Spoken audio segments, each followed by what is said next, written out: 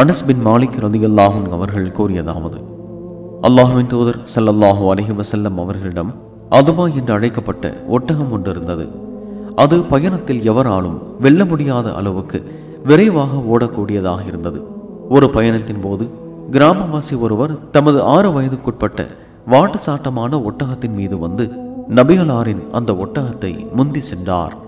இது முஸ்லிம்களுக்கு மிகுந்த மனவேதனை அளித்தது. முஸ்லிம்கள் அதுபா பின்னுக்கு தள்ளப்பட்டு விட்டது என்று கூறினர்.